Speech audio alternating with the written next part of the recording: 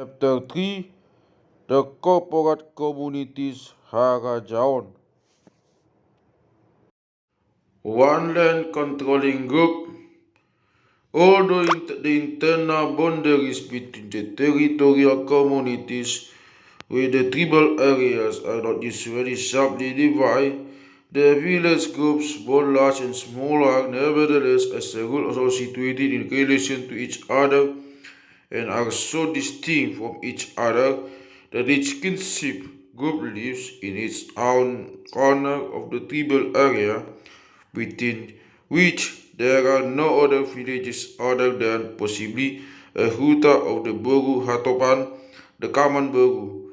This area is cultivated by members of the relevant group, i.e., the lineage that has sprung from the ancestor who can utilize the land manobang.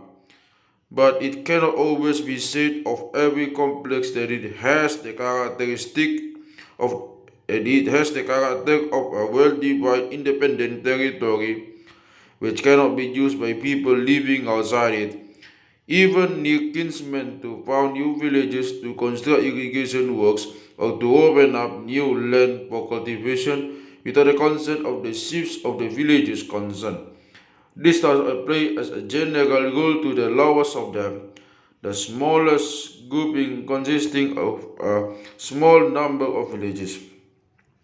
In areas where the genealogical principle has predominated in the spread of villages in ever-widening kinship cycles, under text in the tribal group, one cannot say with any certainty which of the links of the greater lineage, marga branch of marga, group which have the right to and control of the land, have acquired the sharpest definitions.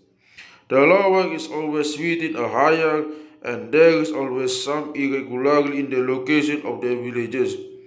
Consequently, the villages in these areas are well in the foreground in respect of land rights and the maintenance of community rights.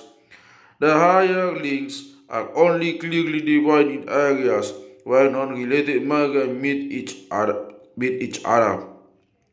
On the other hand, in regions where the religious value is interwoven with the genealogical motif, a clearly recognizable land controlling group can be detected because the distinguishing feature of the marga is its unity. Samosir is an example.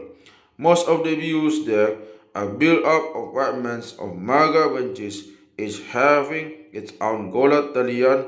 Uluan and Apagbagus are other examples of the views as whole. It's not a land controlling community either. Everywhere that some fragments of marga, which are as a rule related, live together, we can delineate more or less sharply a tendency to a separation regarding land rights. This applies at least for the area that is considered as a cultivable and which has in fact already been cultivated.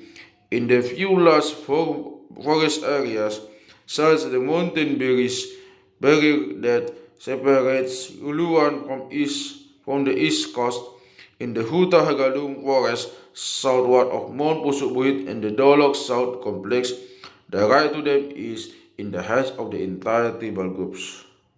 A somewhat different form is displayed in densely populated Toba Holbung, where the greater large Hogja is a genealogically pure unit, as well as being a sacrificial community and a corporate community.